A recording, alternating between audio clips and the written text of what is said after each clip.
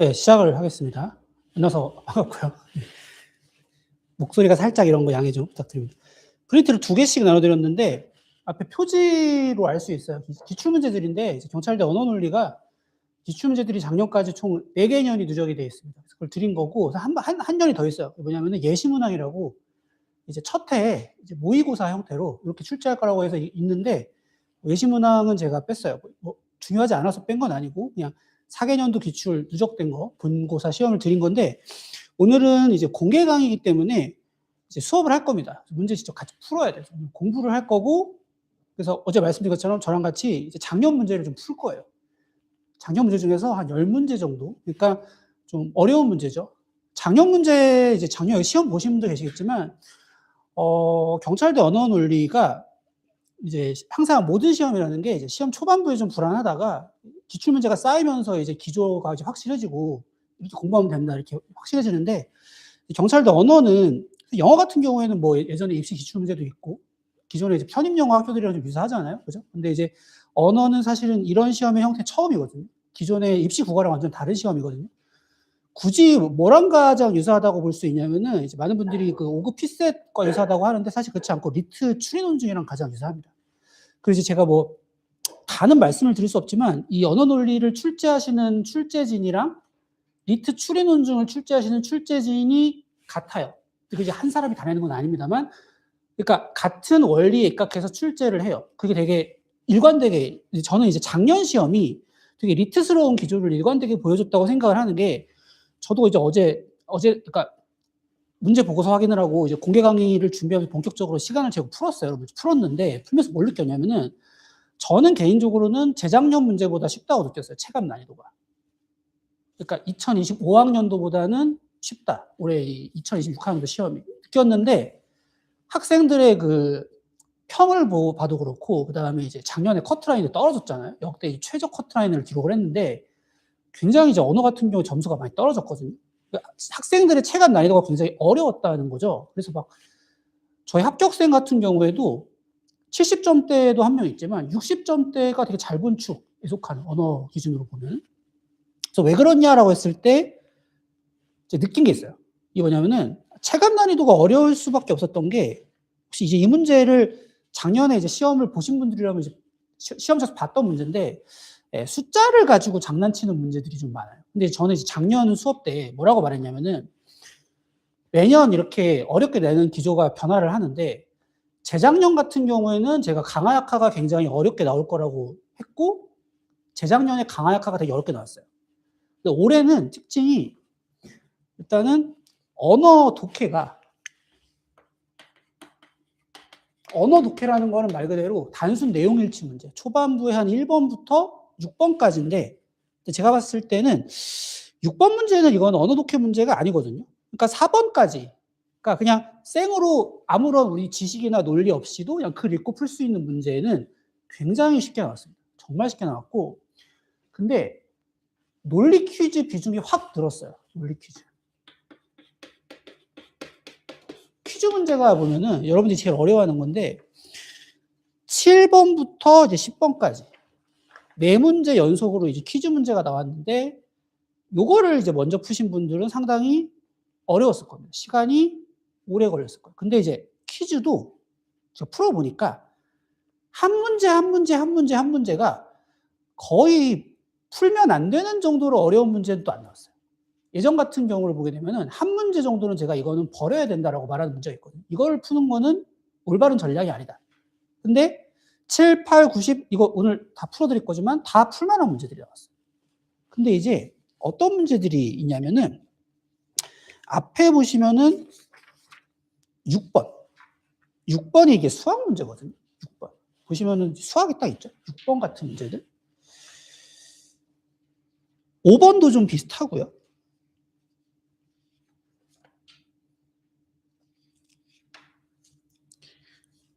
그리고 뒤로 좀 넘어가시면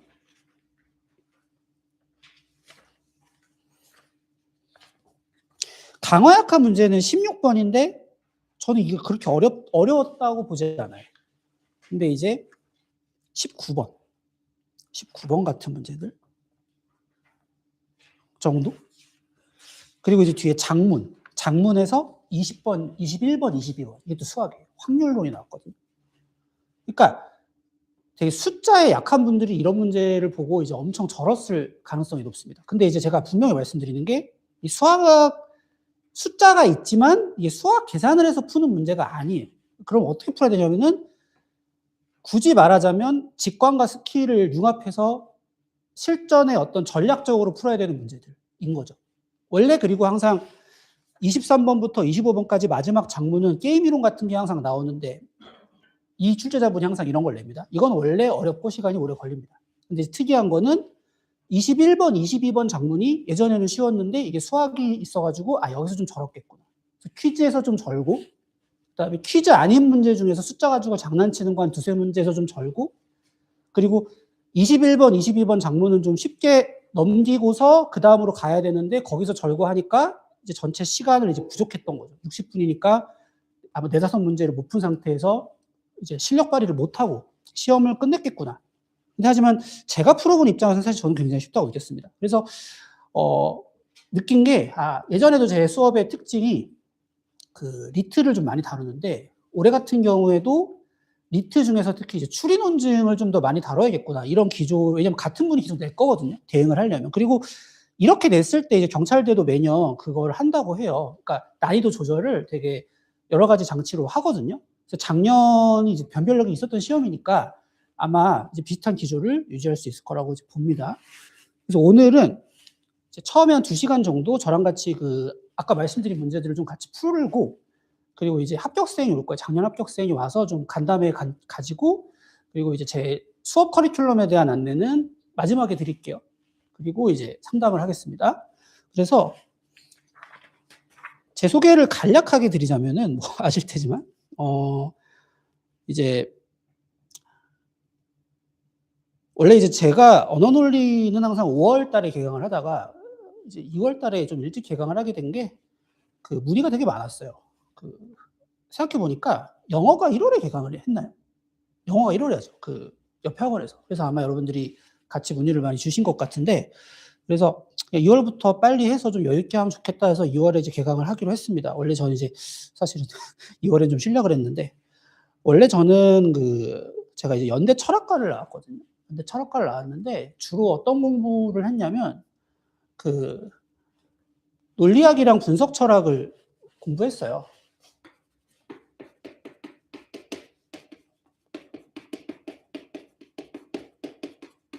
특히 논리학 같은 경우에는 제가 대학원 수업까지 해서 한 5과목 정도를 학부 때 들었거든요. 이게 잘 와닿지 않을 텐데 보통 철학과를 졸업한 학생들이 논리학 과목을 잘 안 들어요. 왜냐하면 어렵거든요. 이건 수리 논리학을 말하는 거거든요. 기호 논리학.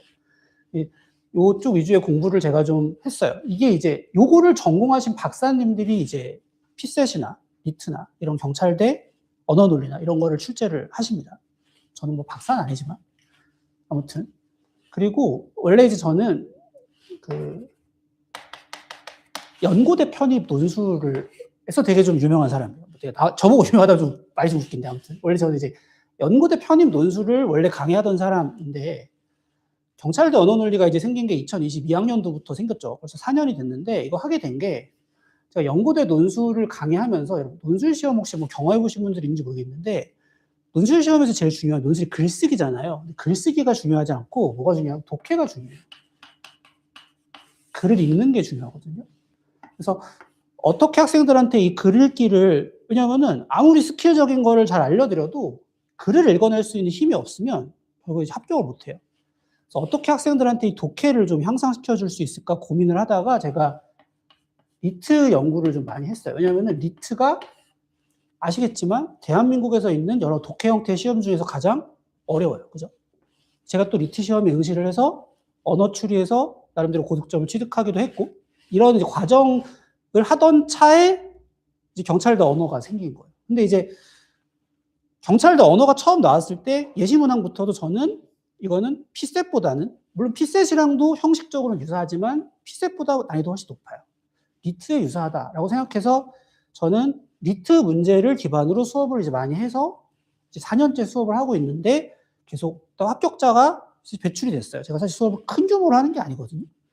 그래서 그런 과정을 거쳐서 이제 이르렀는데 그래서 나름대로 이 언어 논리라는 시험에 대한 저의 경험칙을 이제 말씀을 드리자면 일단 이 기본 독해 실력이 있어야 됩니다. 근데 이게 막 극강으로 필요한 게 아니에요. 그리고 제가 항상 학생들한테 그 강조를 하는 게 우리의 최대 목표 점수 때는 70점대다.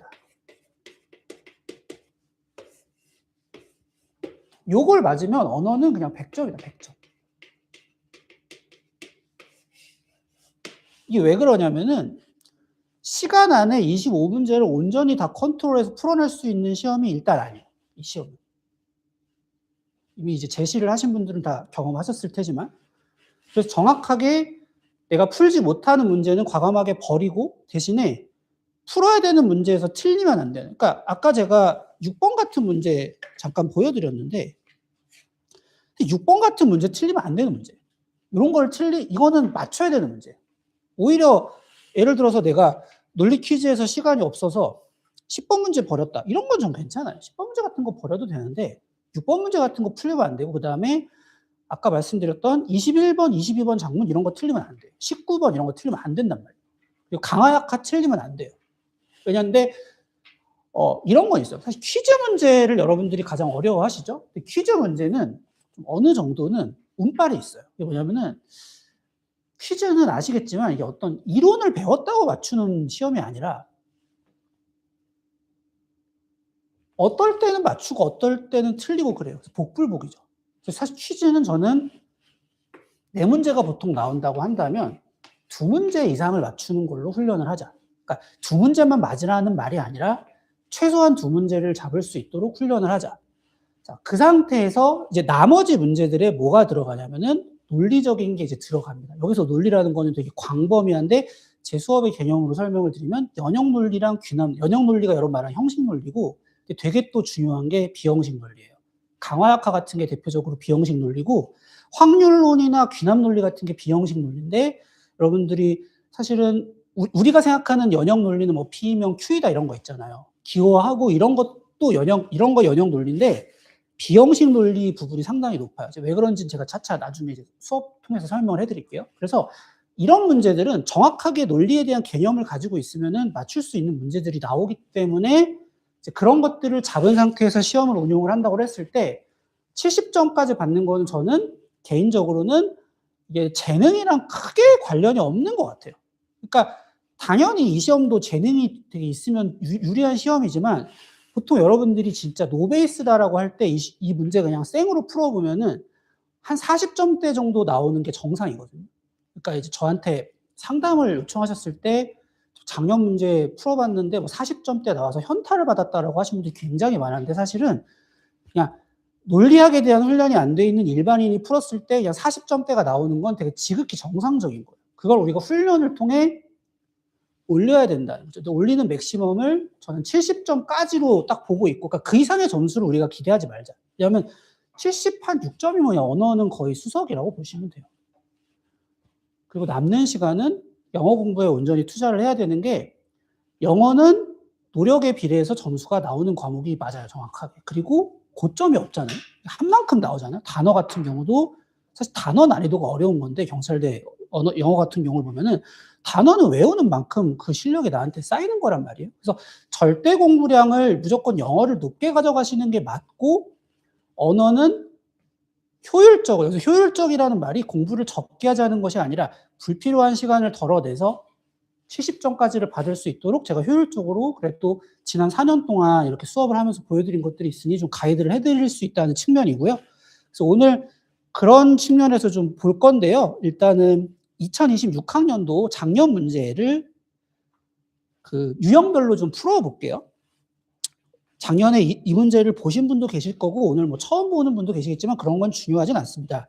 일단은 아까 말씀드린 것처럼 1번부터 4번까지가 단순 내용일치 문제인데 제가 봤을 때는 2번 문제 말고는 하나도 안 어려워요. 근데 사실 2번 문제도 안 어렵거든요. 근데 이제 2번 문제가 여러분들이 좀 틀릴 만한 문제인데 2번도 제가 좀 보여드리고 싶은 게 있어서 일단 시간을 2분 30초 드릴게요. 2번 문제 하나만 풀어보시기 바랍니다.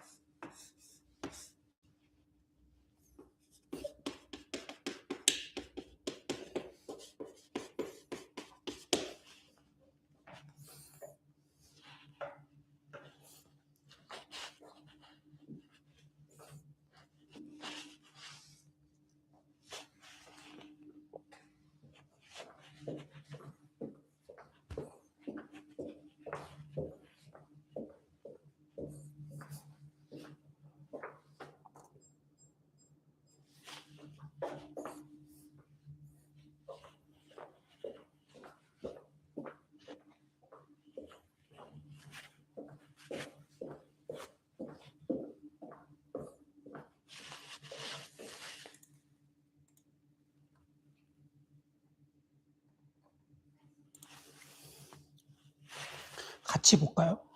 지금 이제 칠판에 적어드린 게 제가 문제를 풀면서 간추린 정보들인데, 자, 보세요. 음고라는 걸 설명을 해요. 음고는 진동수랑 관련되는데, 제가 이제 가장 중요하게 생각하는 게 비례 관계. 그러니까 진동수가 클수록 음높이가 높아진다. 이런 비례 관계는 무조건 잡아야 돼요. 자, 음악에서 한 옥타브 음정은 진동수가 정확히 2배가 되는 두 음 사이에, 이거는 사실은 혹시 여러분 중 음악 전공자 있으신지 모르겠는데 잘 뭔 소리인지 모르겠어요. 와닿지 않는 정보예요. 이 와닿아요? 한 옥타브 음정은 진동수가 2배가 되는 두 음 사이의 음고 간격? 뭔 말인지 잘 모르겠거든요. 그냥 밑줄은 쳤는데 일단 패스. 제가 이제 잡은 거는 이걸 잡은 겁니다. 각 반음 간의 진동수 비율이 일정하다. 각 반음 간의 간격이 일정하다고 잡아요. 잠깐만. 아, 정신이 없네요. 비율. 비율.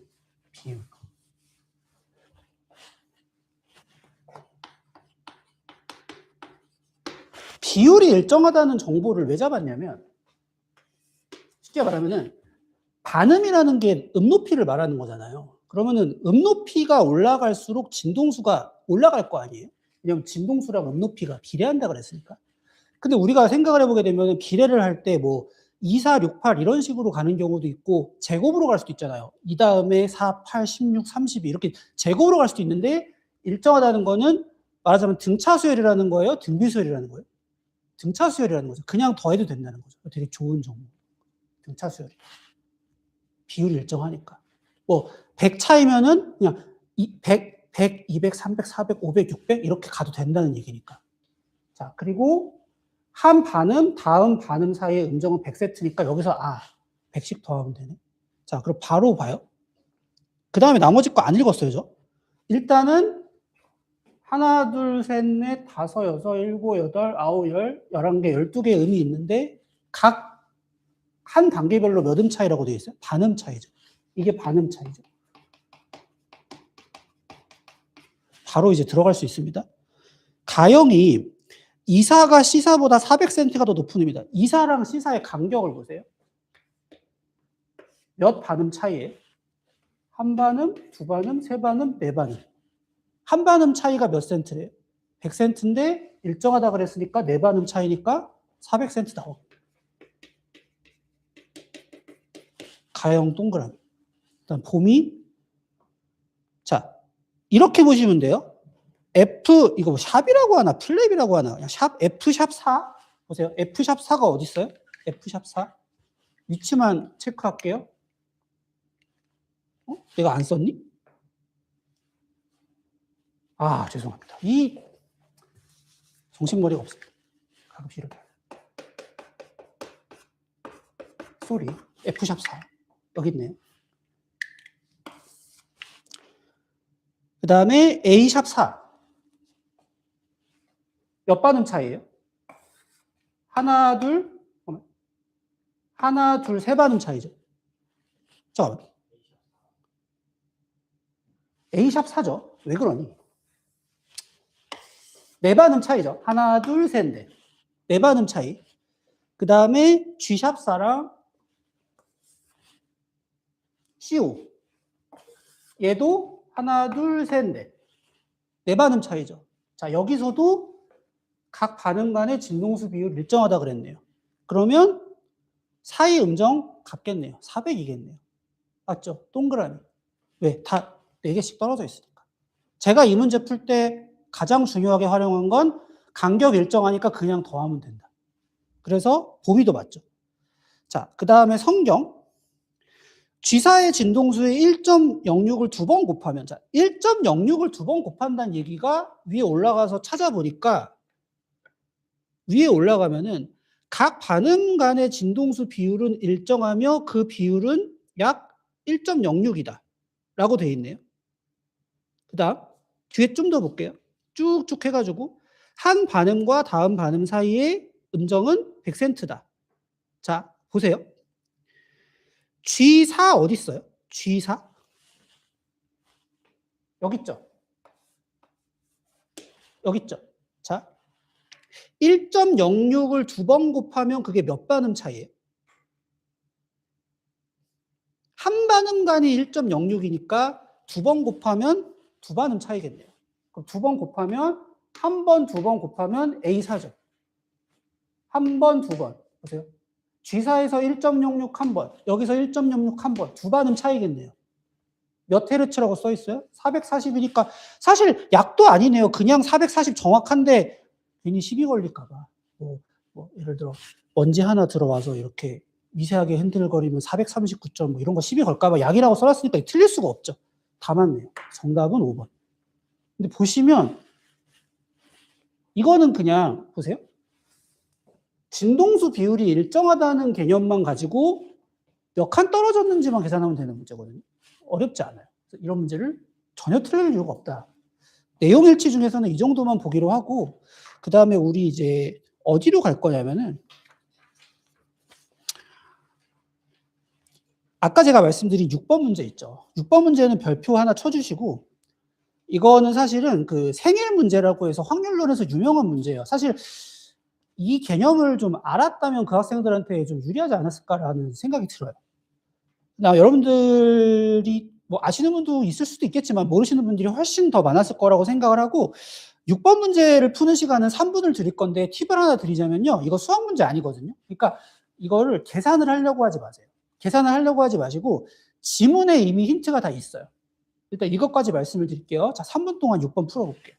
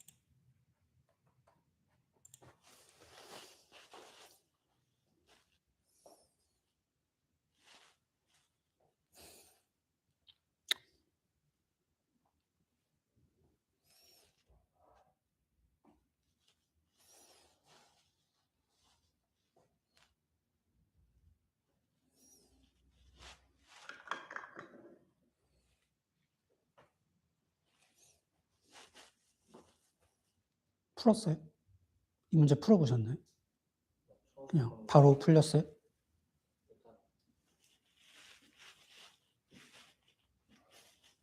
다음 나온 거.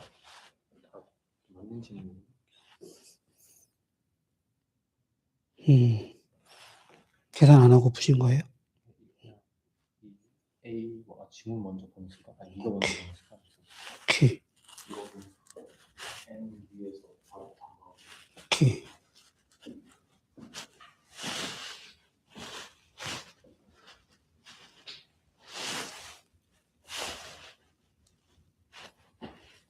여러분들이 아마 기억 선지에서 가장 헷갈릴 수가 있는 문제거든요. 기억은 사실 이거 수학적으로 계산하려고 그러면 답도 없어요. 이걸 하면 안 되고, 자, 보세요. 개념 자체는 N명의 사람이, 그러니까 이런 거예요. 20명이 모여 있다라고 했을 때, 우리의 직관은 20명의 생일이 다 다를 확률이 20명 중에 한 명이라도 생일이 같은 사람이 있을 확률보다 크다고 생각하는 거예요. 그죠? 우리 직관은. 근데 이것도 논리 문제지만 독해적인 게 들어가 있어요. 우리의 직관이 맞다는 거예요? 틀리다는 거예요? 틀리다는 거예요. 그 무슨 말이냐면은 사람이 조금이라도 많아질수록 생일이 같은 사람이 적어도 한 명 있을 확률이 기하급수적으로 높아진다는 거예요. 독해적으로 봤을 때. 이것도 니은 선지 판단에 있어서 굉장히 중요해요. 근데 일단 기억은 어떻게 풀어야 되냐면은 앞에 n이 1일 때랑 2일 때랑 3일 때를 보여줬잖아요. 그죠? 여기에 역대입해서 푸는 거예요. 볼게요. 자, n이 1일 때 n명의 사람의 생일이 모두 다를 확률이에요. 모두 다를 확률이 n이 1일 때는 365대 365분의 365래요. 그런가 보다 하세요. n이 2일 때는 365분의 364래요. 자, n이 3일 때는 365의 제곱이 들어가고 364 곱하기 363이래요. 자, 그 다음에 pn을 구하래요. 자, 그럼 보시면 n이 3일 때 제곱이 마이너스 하나가 빠졌죠. 이 힌트예요. 그러면은 365에서 n-1 되겠죠. 자, 그럼 봐봐. 기억이 뭐라고 되어 있냐면은 마지막에 365 마이너스 n이 들어간다. 365 마이너스 n의 빗줄. 자, 이게 맞는지만 확인하시면 돼요. n 3일 때를 보세요. 얘가 363이잖아요. 맞지? 그러면 365 마이너스 n이면은 3이어야 되죠. 이해됨? 기억이 맞다면 이때는 n이 3이니까 이 마지막이 365 마이너스 3이어야 하잖아요. 그럼 몇이어야 돼요? 362여야 하는 거예요. 기억이 맞으면. 기억이 맞으면 n이 3일 때 이 끝자리가 362여야 하는 거예요. 62야 아니야. 그으세요 그냥. 틀린 거예요. 왜? 앞 거에 안 맞으니까. 자, 사후적 해설을 해드릴게요. 그러면은 뭐라고 써야 맞는 거냐면은 365 마이너스 괄호를 이렇게 달아야지. n 플러스 1이라고 써야 맞는 거죠. 이렇게 쓰면 얘가 363이죠. 근데 이거 몰라도 돼요. 그냥 이거 여기 집어 넣었을 때 오차 나니까 긋기. 자, 그러면 이 문제 다 푼 거예요. 자, 니은을 보세요.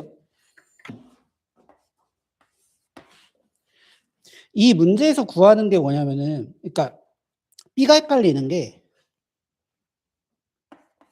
나의 생일과 같은 사람이 있을 확률이 아니고 이게 아니고 생일이 같은 두 사람이 있을 확률이죠. 이거죠. 무슨 말이냐면은 앞에를 볼게요. 앞에부터 읽어볼게요. 이렇게 보면 25명이 있고 나를 뺀 24명 가운데 나와 생일이 같은 사람이 있을 확률이 365분의 24다. 하지만 올바른 확률값을 얻으려면 이제 B를 고려해야 됩니다. 예컨대 그 다음 뒤쪽을 보세요. 25명이 있으면 비교해야 할 생일의 짝은 상당히 많다. 그러면서 쭉 설명을 내려가요. 마지막 문장의 밑줄. 실제로 25명의 사람 가운데 생일이 같은 짝이 나올 확률이 0.57이다. 이 말은 무슨 말이냐면은 25명이 되면은 기준값이 내가 아니라 그냥 그 중에 생일이 같은 사람이 있을 확률이 절반이 넘어간다는 얘기예요. 그러면 B에는 뭐가 들어가야 되냐면은 이렇게 고쳐야 되죠. 생일이 같은 사람이 두 사람이 있을 확률이 급격하게 높아진다가 되는 거죠. 기준값이 그러니까 나랑 생일이 같은 사람을 구하는 게 아니라 20명이든 21명이든 24명이든 25명이든 그 중에 생일이 같은 사람이 있을 확률은 우리가 직관적으로 생각하는 것보다 높다가 되는 거죠. 그래서 니은도 그어요. 그 뭐밖에 안 남아요? 디귿밖에 안 남죠. 그래서 사실은 디귿은 판단하실 필요가 없이 선지 간섭으로 2번이 답이 되는데 디귿에 대해 설명을 해드리면 자 보세요. 20n이 23일 때, 그러니까 23명의 사람이 모일 때 생일이 같은 사람이 있을 확률이 0.51이죠. 23명일 때 이미 과반수를 넘었죠. 근데 디귿은 몇 명이에요? 24명이니까 당연히 아마 0.51과 0.57 사이의 어느 값을 가지겠죠. 뭐 수학적으로 계산해 보면 0.53 몇이 나온대. 몰라도 돼요. 일단은 0.51보다 높겠죠. 그냥 사람의 명수가 높아질수록 두 사람의 생일이 같은 확률이 높아지니까. 그러니까 당연히 50%가 넘는 거고 우리의 직관보다 크죠. 왜? 우리의 직관은 50%안 된다고 생각하니까. 그래서 디귿만 맞습니다. 정답은 2번입니다. 자, 그 다음에 이제 7, 8, 9, 10 네 문제가 연속으로 논리 문제인데 다 풀어볼 거예요. 다 풀어볼 건데 자, 시간은 문제별로 좀 다르게 드릴게요. 일단은 7번 문제는 기호화만 제대로 하면 정확하게 풀리는 문제거든요. 시간은 3분 드릴게요. 3분 동안 7번 풀어보세요.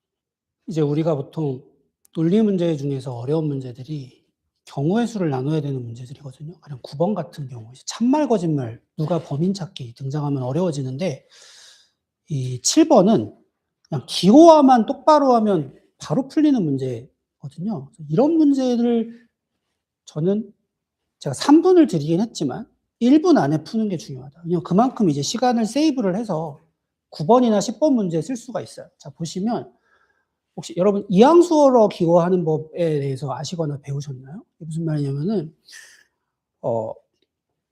첫 번째 문장 같은 경우에는 그냥 이렇게 뭐 산업 강화 예측이라고 하던 뭐 산업 영향력 예측이라고 하던 여러분들 편한 방식대로 하시면 돼요. 근데 이제 제가 추천드리지 않는 방식은 알파벳으로 하면 헷갈려요. 그냥 예를 들어서 산업 영향력을 뭐 A라고 하고 수익 증가를 B라고 해서 기호화를 이런 식으로 하게 되면 나중에 문제를 다 풀었을 때 뭐가 A고 뭐가 B인지가 헷갈려요. 그냥 한글로 내가 알아볼 수 있게 하는 걸 저는 제일 권해드립니다. 자, 두 번째 문장 기호화를 잘 하셔야 되는 게 석유 분야로 한정됐죠. 그러니까 주어가 수로한다는 거잖아요. 그러니까 보세요. 김현수는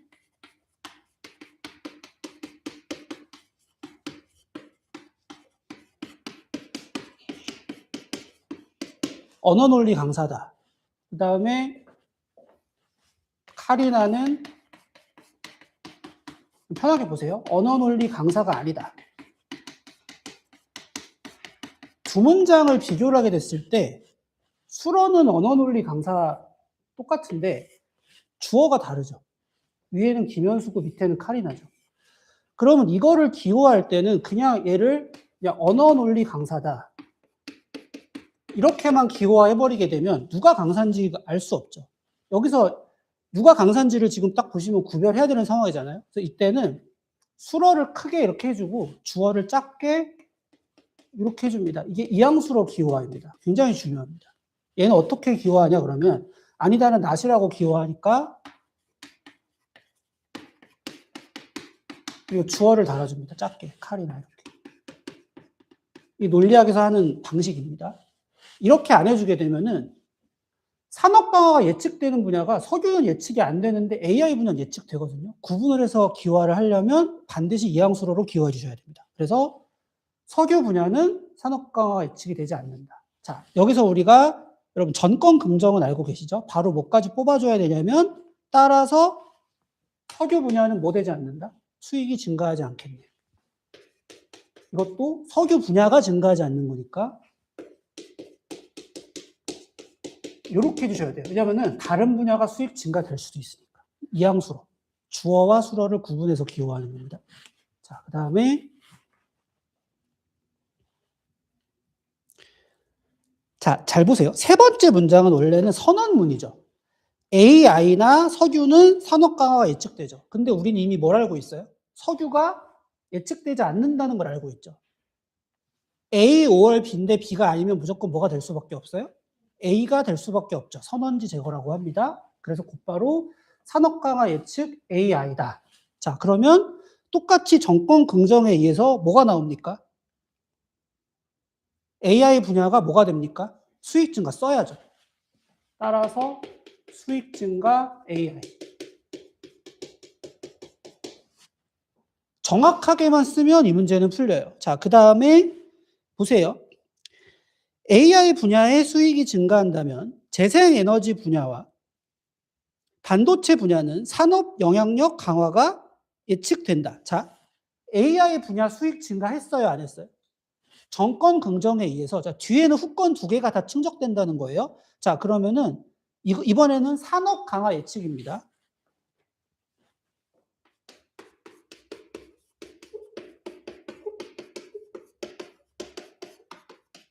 후권 두 개가 충족이 다 되는 것이기 때문에 첫 번째는 이번에는 뭐예요? 재생에너지. 이래서 다 이항수로를 해줘야 돼요. 여기는 이제 재생에너지. 자, 그 다음 또 어디도 산업 강화, 반도체도 산업 강화.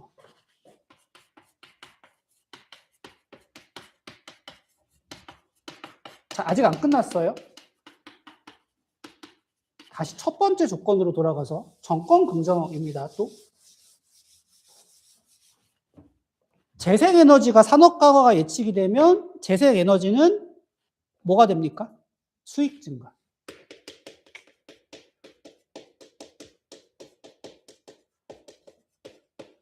그 다음에 반도체도 산업 강화 예측이 되면 첫 번째 조건에 의해서 반도체 수익 증가.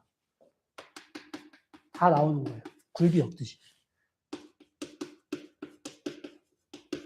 이제 기호화 연습을 철저하게 했으면 그냥 1분 안에 다 나옵니다. 이거. 자, 그러면 바로 답맞추러 갑시다. AI 증가, 동그라미. 그 다음에 재생에너지 수익 증가 안 하. 수익 증가 하죠. 동그라미. 그 다음에 디귿, 석유 분야는 수익이 증가, 이게 함정입니다. 무슨 말이냐면은 전건 부정은 틀린 겁니다. 무슨 말이냐면은 이거 안 된다는 겁니다. 자, 왜냐하면 보세요. 이건 기호화를 해볼게요. 위에 게 P명 Q예요. 이걸 P명 Q라고 쓴 거예요. 그럼 밑에는 뭐가 나온 거냐면 나P가 된 거죠. 그러면은 낙Q가 되나요? 이거는 논리적으로 생각하지 말고 그냥 직관적으로 생각을 해볼게요. 자, 비가 오면 언어적으로 생각하시면 돼요. 비가 오면 길바닥이 젖어요. 맞죠? 비가 오면 길바닥이 젖어요. 근데 비가 안 왔어요. 비가 오면 길바닥이 젖는데 비가 안 왔어요. 그러면은 무조건 길바닥이 안 젖나요?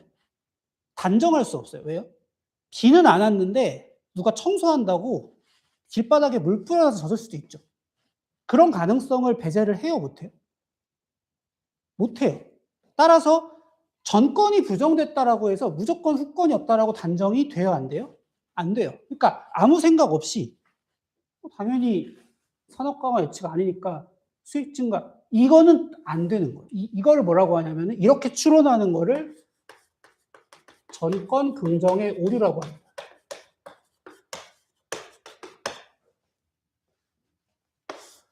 그러니까 이거는 성립이 안 되는 거예요. 이거 오류예요, 오류. 그러니까 우리가 이제 연역 논리에서 오류를 배울 때 나와요. 이거는 안 되는 추론입니다. 그러면은 디귿은 그러면 좀 질문을 할게요. 그럼 석유분화는 그럼 수익이 무조건 증가하는 건가요? 증가하는지 안 하는지 단정할 수 없는 겁니다. 알 수 없다. 알 수 없다. 판정 불가능한 정보인데 무조건 증가하지 않는다라고 단정을 했기 때문에 틀린 거예요. 그러니까 틀려서 틀린 게 아니라 아는지 틀린지 모르는 거를 무조건 틀리다고 단정해서 틀린 거예요. 다시 거짓 정보임이 확실해서 틀린 게 아니라 맞을 수도 있고 아닐 수도 있는데 무조건 아니라고 단정했으니까 틀린 거예요. 합격할 수도 있고 불합격할 수도 있는데 무조건 합격한다고 단정하는 것도 틀린 거고 무조건 불합격한다고 단정하는 것도 틀린 거죠. 같은 원리입니다. 그래서 그으시면 됩니다. 그럼 정답은 3번이 되는 거죠.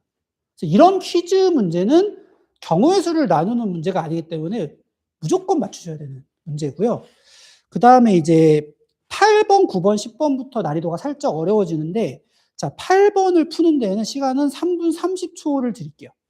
자, 팁을 하나 드리자면은 앞에 뭐 태풍이 5 이상의 문장에서 막 20%가 거짓말이고 80% 참말이다 이거 되게 페이크 같은 거니까 여기에 너무 과하게 판단하지 마세요. 그냥 읽어보면 뭔 소리인지 알아요.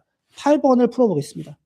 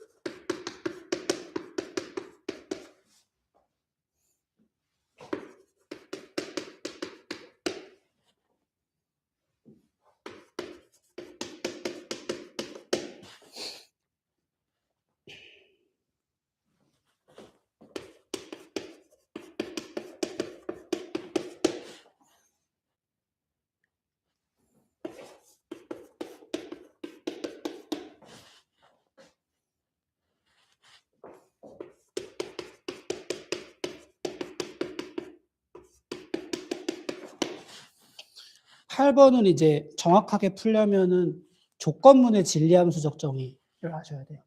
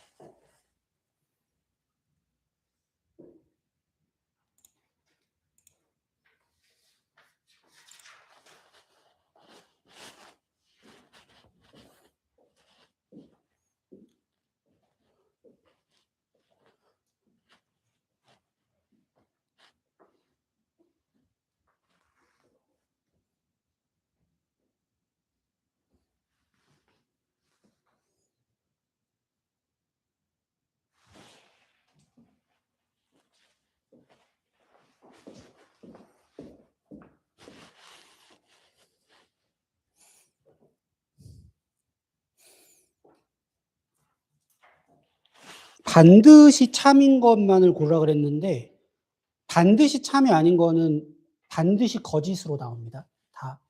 그러니까 아는지 모르는지 모르는 건 없습니다. 다 나옵니다.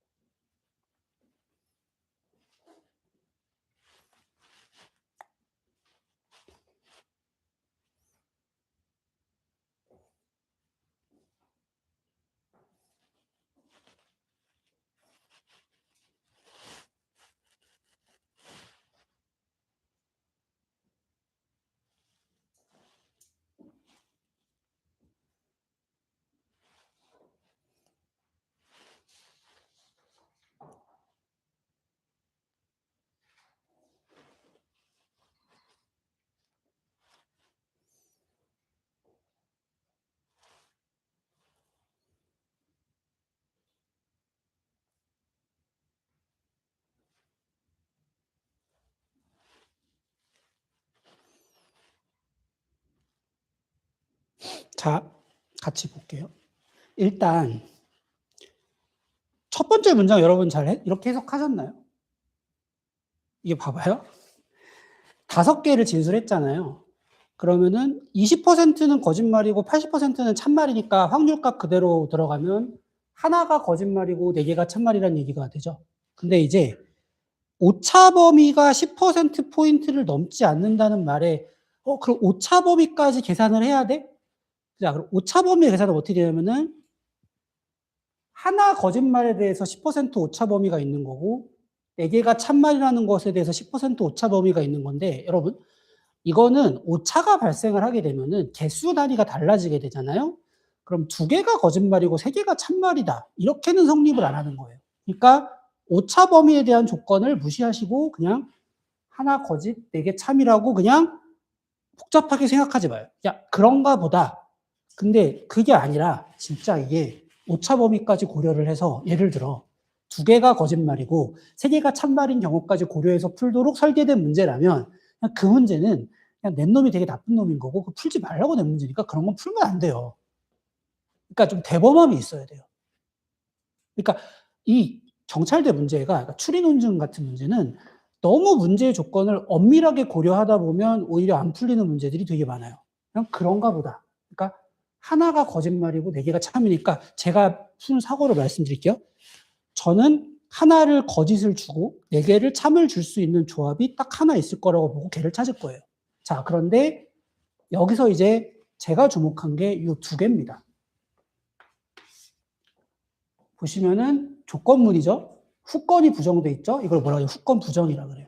자, 근데 여기서 여러분들이 아셔야 되는 게 조건문의 질기함수적 정의라는 게 뭐냐면은 자, 그 연역 논리학에서 가장 중요한 부분이에요. P명 Q라는 조건문이 있을 때 경우의 수를 총 4가지로 나눌 수가 있어요. 첫 번째는 전건과 후건이 모두 참인 경우에는 당연히 직관적으로 전체 조건문이 참이 됩니다. 두 번째는 전건이 거짓인데 전건이 참인데 후건이 거짓인 경우에는 조건문 전체가 거짓. F. 자, 세 번째, 네 번째가 중요한데 조건문의 전건이 거짓이 되면은 P가 거짓이 되면은 뒤에가 참인지 거짓인지와 무관하게 조건문 전체가 그냥 자동적으로 참이 돼요. 우리가 이걸 논리학에서는 뭐라고 하냐면은 공허한 참이라 그래요. 이거는 그냥 외워야 돼요. 왜냐면은 시험에서 조건문이 출제될 때는 이 기준으로 출제가 되거든요. 제가 무슨 말씀을 드리려고 하는 거냐면은 자 보세요. 권총을 안 썼다를 참이라고 해볼게요. 저는 참을 줄게요. 이걸 T를 주잖아요. 그럼 뭐가 나오냐면은 봐봐요. 얘도 참이라고 주고 얘도 참이라고 주면 권총을 안 썼다는 것으로부터 어제 사람을 안 죽였다가 나와요. 이게 후건 부정이에요. 이건 성립하는 논리예요. 다시 들어보세요. 비가 오면 바람이 불어요. 근데 바람이 안 불었으면 비가 안 온 거예요. 자, 경찰대 최종 합격한 사람은 1단계도 합격했겠죠? 1단계를 떨어졌으면 그 사람 최종 합격 안 한 거죠. 이게 후건 부정이에요. 맞는 거예요. 자, 그럼 보세요. 어제 사람을 안 죽였잖아요. 그러면은 연원이죠. A and B는 하나라도 부정되면은 틀리죠. 그럼 얘가 뭐가 나와요? F가 나오죠. 그림이 만들어지는 것 같아. 자, 그러면은 나머지 거를 다 T를 주고 모순 없는지 찾으시면 돼요. 자, 향정신성 의약품을 안 먹었다가 T예요. 근데 얘는 선원이잖아요. 그러면 향정신성 의약품을 안 먹었어도 마약 먹었으면 참이에요. 자, 김현수는 언어논리 강사거나 연예인이에요. 근데 연예인 아니어도 언어논리 강사면 그 문장 참이에요. A, O와 B는 하나만 충족해도 참이죠. 자, 그러면 마약 먹었네? 자, 그럼 보세요. 마약 먹었어도 어제 사람 안 죽였으면 얘는 거짓 되는 거니까 모순이 없네요. 그럼 그냥 이렇게 확정하시면 되는 거예요. 바로 선지 보러 가볼게요. 사람 죽였어요, 안 죽였어요? 안 죽였죠. 그으시면 돼요. 안 죽였어요. 그 다음 마약 먹었어요, 안 먹었어요? 먹었어요. 먹었어요. 동그라미. 권총 썼어요, 안 썼어요? 안 썼어요. 뭐만 맞아요? 니은만 맞아요. 이게 맞나 보네요. 1번 체크. 근데 이제 여기서 여러분들 이렇게 질문했어요. 선생님 잠깐만요. 이 조합 말고 혹시 다른 조합이 있을 수도 있지 않을까요? 라고 물어볼 수가 있어요. 자, 그러면 저는 이렇게 말씀드려요. 만약에 이렇게 해서 풀었는데 이 조합이 아니고 다른 조합도 있는 문제면 그 문제는 틀려야 돼요. 그러니까 무슨 말을 제가 드리는 거냐면은 출제자의 시각에서 문제를 풀려고 하지 마시고 출제자의 시각에서 푼다는 것은 진짜 가능한 모든 조건을 그거는 문제를 만드는 교수님의 입장이에요. 여러분, 교수님이 과연 자기가 만든 문제를 2분 30초 3분을 재고 풀까요? 안 그래요. 그 사람은 그냥 만들었으면 야, 잘 만들었다 다 틀려 이래. 그 사람들의 입장이 아니라 우리는 3분 안에 문제를 풀어낼 수 있는 수험생의 입장에서만 접근하시면 되는 거예요. 그러면 니은 나왔으면 끝난 거예요. 여기다 다른 경우의 수 하지 마세요. 그러면 그건 틀려야 되니까. 그거 틀려도 여러분 다 경찰대 가는데 아무런 문제가 없으니까 이렇게 푸시면 돼요. 아시겠죠? 근데 중요한 거는 꼭 알아야 돼요. 조건문의 진리함적 정의. 자, 시간이 돼서 이제 당 떨어질 수 있으니까 우리 또 계속 머리를 써야 되거든요. 9번부터는 10분 쉬었다가 이어서 풀어보도록 하겠습니다. 잠깐 쉬겠습니다.